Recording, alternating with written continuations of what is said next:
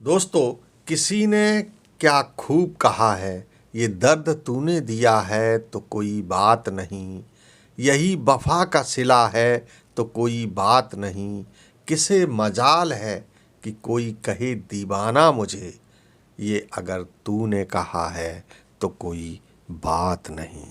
दोस्तों नमस्कार, आप देख रहे हैं सत्य तक प्रमोद झा के साथ। तो चलिए बढ़ते हैं आज की कहानी की ओर। दोस्तों, यह घटना मेरे साथ शेयर की है शिवा ने। तो आगे की कहानी उन्हीं के पॉइंट ऑफ व्यू से। दोस्तों, मेरा नाम शिवा है और यह घटना 2012 की है। मैं उस वक्त 10th क्लास में पढ़ता था। मेरे पापा आर्मी में थे और उस वक्त उनकी पोस्टिंग देहरादून में थी। एक दिन मैं शाम को खाना पीना खाकर घर के बाहर सड़क पर निकल रहा था। उस दिन हवा कुछ ज़्यादा ही ठंडी चल रही थी। रोज़ की तरह आज भी कॉलोनी के सामने वाली सड़क पर लोग घूम रहे थे। मैं भी घूमते घूमते तीसरी लाइन की तरफ निकल गया। वहाँ सड़क पर देखा तो सामने कोई सिक्का पड़ा था। मैंने उसे उठाया तो देखा वो 2 रुपए का सिक्का है। वहाँ से थोड़ी आगे ही एक दुकान थी, तो मैंने वहाँ उन 2 रुपयों का कुछ लिया और खाकर आगे बढ़ गया। वहाँ मेरे कुछ दोस्त मिल गए, तो मैं उनके साथ बातें करते हुए टाइम पास करने लगा। बीच बीच में टहलते हुए वहाँ से कोई पहचान वाली लड़की गुजरती तो हाय हेलो हो जाती थी। तभी मुझे वहाँ एक भीड़ आते हुए दिखाई पड़ी। जानकारी करने पर पता चला कि वे सभी आसपास के क्वार्टरों के लोग थे, जो एक लड़के की तलाश कर रहे थे जो पिछली शाम से गायब था। मैं भी उनके साथ हो लिया। तब पता चला कि वह मेरी ही एक दोस्त था। ज़्यादातर हम लोग साथ में ही रहते थे और पिछली शाम भी वो मेरे ही साथ था, पर मैं उसे छोड़कर अपने घर आ गया था और अब पता चला कि वह उसी वक्त से गायब है। यह सुनकर मुझे हैरानी हो रही थी। एक बार तो मेरे मन में आया कि मैं यह बात उन लोगों को बता दूं, फिर सोचा यहाँ तमाम भीड़ है, पता नहीं कौन क्या क्या पूछताछ मुझसे करने लगे। इसी उधेड़-बुन में मैं अपने घर लौट आया। अब मैं घर तो लौट आया, पर अपने उस दोस्त के गायब होने की सूचना पाकर मेरा मन बेचैन हो गया था। न जाने मन में कैसी कैसी विचार उठ रहे थे। अब मुझसे रहा नहीं गया, तो फिर घर से निकलकर उस दोस्त के घर की तरफ चला गया। वहाँ अभी भी कुछ लोग मौजूद थे। तभी मेरे दोस्त की माँ की नज़र मुझ पर पड़ी। वे रोए जा रही थीं। उन्होंने मुझसे मेरे दोस्त के बारे में पूछा, तो मैंने उन्हें बता दिया कि कल शाम को हम लोग साथ में ही थे। उसके बाद मैं अपने घर चला गया। उसके बाद मुझे नहीं पता कि क्या हुआ। मेरी बातों पर यकीन करते हुए वो फिर अपने बेटे को याद करके रोने लगी। मुझसे उनकी यह हालत देखी नहीं गई, तो मैं वहाँ थोड़ी देर और रुका और फिर घर चला आया। इसके बाद उसी दोस्त के बारे में सोचते सोचते ही सो गया। अगली सुबह जब मेरी आँख खुली तो पता चला कि वह मिल गया है। अब मुझसे रहा नहीं गया, तो मैं उसके घर चला गया। वहाँ जाकर देखा कि वह सो रहा है। उसे देखने के लिए काफ़ी लोग आ रहे थे। मैं उसे देखकर बहुत खुश था और उससे जानना चाहता था कि आखिर वो चला कहाँ गया था। अब मैं उसी की चारपाई के पास दीवार के सहारे बैठ गया। अब एक एक करके धीरे धीरे सभी आसपास के लोग चले गए। मैं भी जाने ही वाला था, तभी मेरे दोस्त की माँ ने मुझसे कहा, चाय पियोगे? मैंने नामे सिर हिलाते हुए उनसे पूछा कि यह कहाँ मिला था। उन्होंने बताया कि कल रात 9:30 के लगभग चौथी बिल्डिंग के कुछ लड़के इसे लेकर घर आए थे। तब इसकी हालत बहुत ख़राब थी, कुछ बोल भी नहीं पा रहा था। तो मैंने इसे खटिया पर लिटा दिया, तब से सो रहा है। पुलिस वाले भी आए थे। वे उन लड़कों से पूछताछ कर के चले गए। उन लड़कों ने उन्हें क्या बताया, अभी मुझे जानकारी नहीं हो पाई है। इसके बाद मैं यह सोचकर घर चला आया कि जब यह उठेगा तो इसी से पूछ लूँगा कि यह कहाँ चला गया था। और मैं दोस्त की माँ को यह कहकर घर चला आया कि सोनू जब उठ जाए तो मुझे भी बता देना। घर पर आकर मैंने खाना पीना खाया और सो गया। इसके बाद 2:30 बजे के लगभग अचानक से मेरी नींद खुल गई। मैं इधर उधर देखा तो पता चला कि लाइट चली गई है। वहाँ कभी कभी लाइट चली जाती थी, पर जल्दी आ भी जाती थी। लाइट न होने की वजह से मुझे नींद नहीं आ रही थी। वहाँ रात के सन्नाटे को चीरती हुई झिंगुरियों की आवाज़ साफ साफ सुनाई पड़ रही थी। मुझे प्यास लग रही थी, पर उस अंधेरे में मैं पानी पीने के लिए उठना नहीं चाहता था। अब जब भी मेरी आँख बंद होती तो मुझे ऐसा लगता जैसे कोई मेरी चारपाई के आसपास खड़ा है, और तभी मेरी आँख खुल जाती।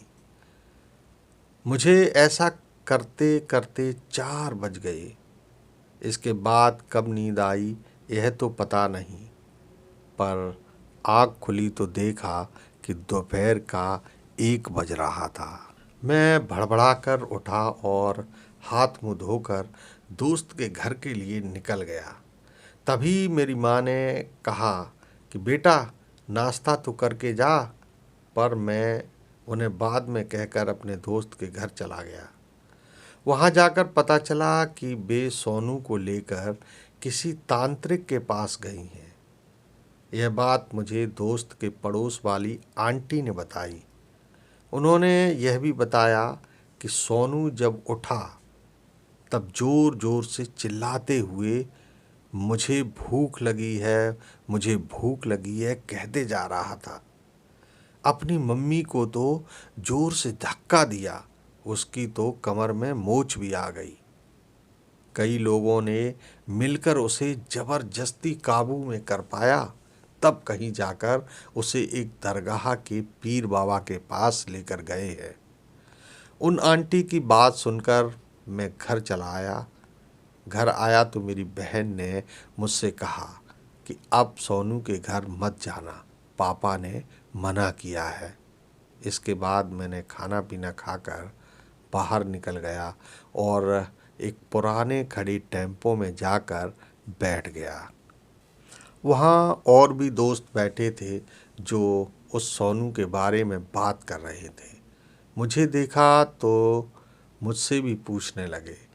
मैंने उन्हें पड़ोस वाली आंटी से सुनी सारी बातें बता दी, पर हम सभी यह नहीं समझ पाए कि आखिर सोनू की ऐसी हालत हुई कैसे।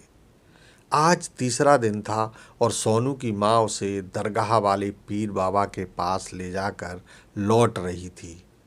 मैं जैसे ही सोनू से मिला तो वह मेरे गले से लग गया। उसके गले लगते ही हम दोनों ही रोने लगे थे। कुछ देर बाद मैं घर चला आया। सोनू को अभी भी बुखार आ रहा था। मौका लगते ही मैं सोनू से मिलने उसके घर चला जाता था, क्योंकि मेरी बहन इस बात की मेरे ऊपर नज़र बनाए हुए थी कि मैं सोनू के घर न जाऊं। एक दिन जब सोनू बिल्कुल ठीक हो गया तो मैंने उससे पूछा कि उस शाम तुम कहाँ चले गए थे। तब सोनू ने बताया, उस शाम मैं अपने नए दोस्त अमन को छोड़ने उसके घर चला गया था। अमन, ये नया दोस्त कौन है? मैंने चौंक के सोनू से पूछा। फिर उसने बताया कि मैंने अभी तक तुम्हें उस अमन के बारे में नहीं बताया था। वो मछली तालाब के निकट ही रहता है। जब मैं उसे उसके घर छोड़कर लौट रहा था तो काफ़ी देर हो चुकी थी। तभी अचानक से लाइट चली गई। लाइट जाने से चारों तरफ अंधेरा फैल गया। जिसके कारण मुझे डर लगने लगा था। जब मैं मछली तालाब के पास से होकर गुजर रहा था, तभी मुझे लगा कि कोई मेरे पीछे चल रहा है। मैंने पीछे मुड़कर देखा तो कोई नहीं था। इसके बाद आगे बढ़ा तो फिर से लगा कि कोई मेरा पीछा कर रहा है। मैं बुरी तरह से डरकर कांप रहा था। ऊपर से बारिश भी हो रही थी। तभी मुझे वहां तालाब के किनारे पड़ी कुर्सियों के पास एक लड़की भीगती हुई खड़ी नजर आई, जिसके बाल खुले हुए थे। उसे देखते ही मैं बहुत ही बुरी तरह से डर गया था। उसके बाद मुझे ठंड इतनी जोर से लगने लगी थी कि मेरी कपकपी छूट गई और फिर मैं वहीं गिर पड़ा। इसके बाद मैं घर कैसे पहुंचा यह मुझे याद नहीं। इधर घर पहुंचाने वाले लड़कों ने पुलिस को बताया था कि सोनू उसे तालाब के पास बेहोशी की हालत में पड़ा मिला था। सोनू की माँ जब उसे लेकर दरगाह वाले पीर बाबा के पास गई थी तो सोनू कई लोगों को धक्का देकर दरगाह के अंदर नहीं जाने दे रहा था। न जाने उसके अंदर इतनी ताकत कहाँ से आ गई थी। इसके बाद पीर बाबा खुद बाहर आए और उन्हें देखते ही सोनू दो आवाज़ें निकाल कर बातें कर रहे थे। ऐसा लग रहा था जैसे उसके गले से कोई लड़की भी बोल रही हो। फिर पीर बाबा ने बताया कि सोनू के ऊपर एक लड़की की प्रेत आत्मा का साया है। पीर बाबा ने जब कुछ दुआएं पढ़ते हुए सोनू से कहा कि इस लड़के को क्यों परेशान कर रहे हो, तो सोनू एक लड़की की आवाज़ में बोला कि मुझे इसके परफ्यूम की खुशबू खींच लाई है, अब मैं इसी के साथ रहूंगी। बाद में फकीर बाबा ने कहा, इसे अभी छोड़कर चली जा, वरना तुझे एक बोतल में हमेशा के लिए बंद कर ज़मीन में दफन कर दूंगा। फिर वो गिड़गिड़ाने लगी और कुछ देर बाद सोनू नॉर्मल हो गया। इसके बाद सोनू की माँ को बाबा ने एक ताबीज़ देते हुए कहा कि जब तक यह ताबीज़ सोनू के गले में पड़ा रहेगा उसे कोई भूत बाधा नुकसान नहीं पहुंचा पाएगी। शिवा ने कहा, इसके बाद मैं और सोनू 1 साल तक साथ रहे, पर उस मछली तालाब के पास अकेले कभी नहीं गए। तो दोस्तों, आज की कहानी में बस इतना ही। कल फिर मिलेंगे एक नई कहानी के साथ ठीक शाम 6 बजे। तब तक प्रमोद झा का नमस्कार।